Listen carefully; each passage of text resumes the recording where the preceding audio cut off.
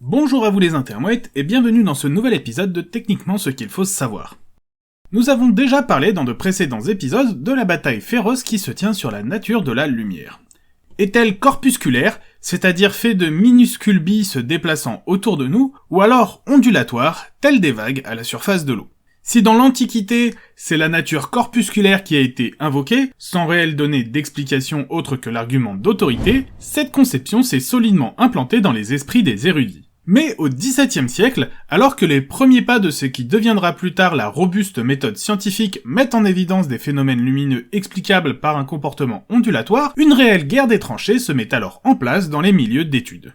Le défenseur acharné et zélé du modèle corpusculaire, cher aux philosophes antiques, est le célèbre Isaac Newton.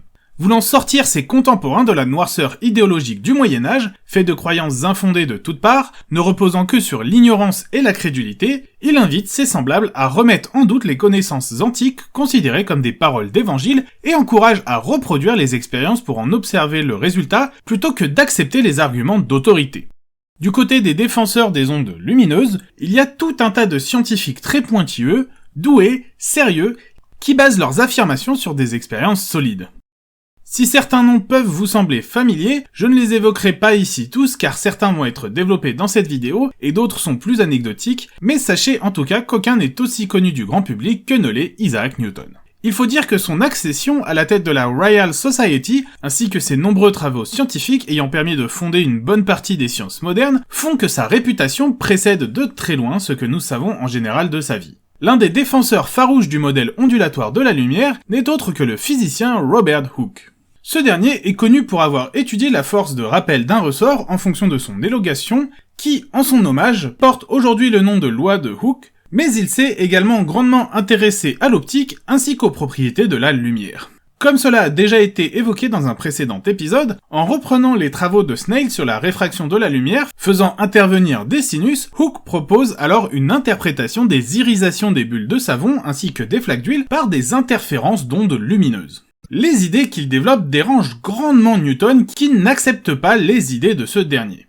Il mettra donc à contribution sa notoriété ainsi que son statut au sein de l'institution pour mettre des bâtons dans les roues de Hooke et s'assurer que ses travaux soient le moins diffusés possible, mais que s'il l'était, la critique négative soit au rendez-vous et acerbe.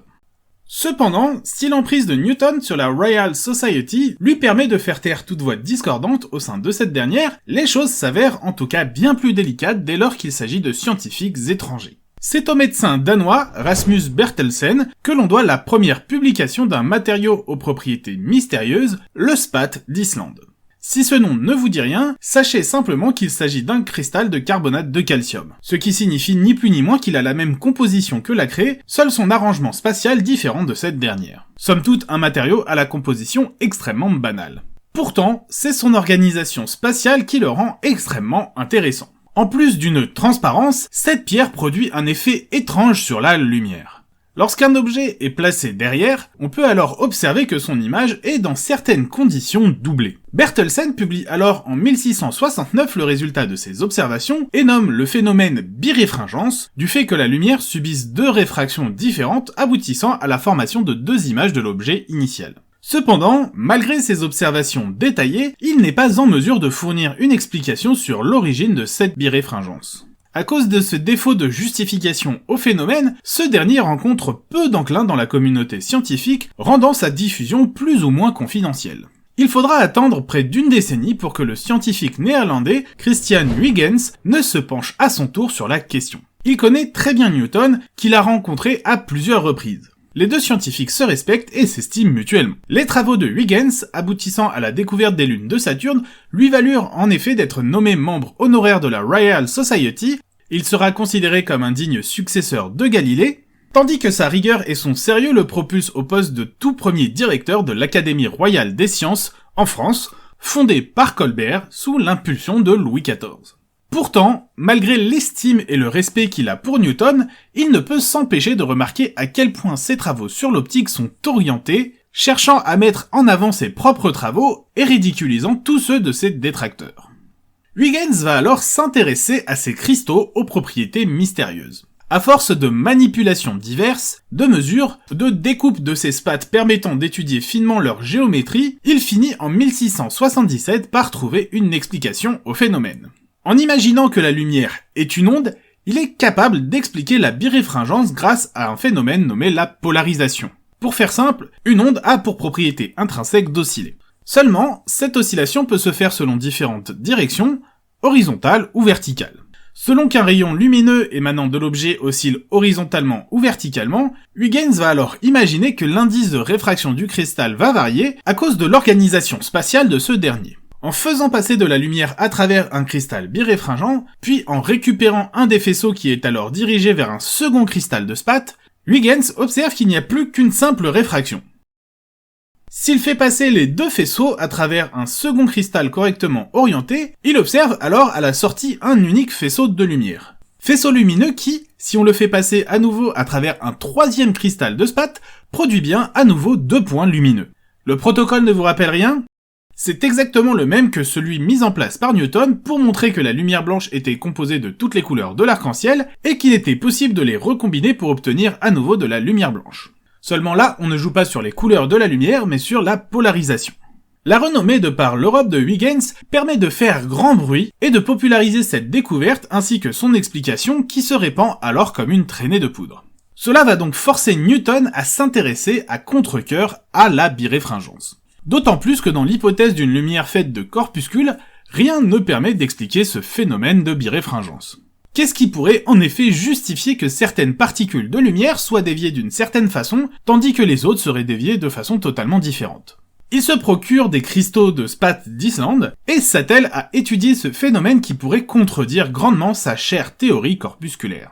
Moins de quelques semaines après, il tranche le débat, la biréfringence n'existe tout simplement pas. Il n'a pas réussi à l'observer, donc c'est d'après lui forcément qu'elle est fantasmée par les autres. Alors, est-ce que les cristaux qu'il avait en sa possession étaient défectueux ? Est-ce qu'il a tout simplement refusé l'évidence qui contredisait sa conviction intime sur la nature de la lumière, et qui était impossible à expliquer dans son modèle corpusculaire ?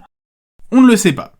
Cela n'empêchera cependant pas Huygens de publier ses travaux en 1690, profitant au passage pour mettre un petit taquet à son cadet. Mais la santé fragile du néerlandais fait qu'il est peu disposé à investir l'énergie nécessaire pour défendre ses résultats face au matraquage inlassable de Newton et de ses partisans. Il décédera seulement 5 ans plus tard, laissant alors à Newton le champ libre et tout le loisir pour se moquer de la théorie ondulatoire de la lumière. Techniquement, ce qu'il faut savoir, c'est que la bataille sur la nature ondulatoire ou corpusculaire de la lumière commence réellement à se mettre en place au XVIIe siècle avec le désaccord de deux sommités des sciences de l'époque, Isaac Newton et Christian Huygens. Newton défend l'idée que la lumière est faite de corpuscules, lui permettant ainsi de facilement expliquer la réflexion et, avec quelques complexifications conceptuelles et géométriques, d'expliquer la réfraction. Huygens, quant à lui, défend l'idée que la lumière est faite d'ondes, pouvant expliquer facilement des phénomènes tels que les interférences et la biréfringence. Pourtant, au cœur de cette bataille, tout le monde ne joue pas avec les mêmes règles. Alors que seule l'expérimentation et les résultats fiables devraient primer en science, Newton utilise son autorité pour défendre sa croyance qui se retrouve pourtant contredite par l'existence même de la biréfringence. Lui qui se proclamait œuvrer pour sortir la société de son époque de l'ignorance du Moyen-Âge et des arguments d'autorité ineptes, il se retrouve ironiquement à utiliser à son propre compte ses armes lâches lorsqu'il se retrouve face à un fait contredisant sa croyance profonde. Son sérieux et sa renommée faisant pour lui le travail, il va alors baser toute sa défense de la théorie corpusculaire sur l'argument personnel de sa gloire passée. Cela apportera beaucoup de discrédit à la théorie ondulatoire de la lumière, qui restera pendant plus d'un siècle totalement mise à l'index. Mais cela est loin, très loin, d'être la fin de la bataille sur la nature de la lumière, et nous aurons l'occasion d'en reparler dans de prochains épisodes. Voilà, c'est la fin de cet épisode de Techniquement ce qu'il faut savoir, abordant une fois encore la nature de la lumière. Comme d'habitude, je vous invite à partager ma vidéo, à la commenter, mais également à la liker afin d'améliorer le référencement de la chaîne. Vous avez également la possibilité de me suivre sur les réseaux sociaux où vous serez informé des épisodes à venir, et vous pouvez également me proposer des sujets que vous aimeriez voir traités ici. Bien sûr, si ce n'est pas déjà fait, je vous invite à vous abonner et à cliquer sur la cloche afin d'être informé des nouvelles vidéos et de ne rien rater de l'actualité de la chaîne. Je vous dis en tout cas à bientôt pour un nouvel épisode de Techniquement ce qu'il faut savoir.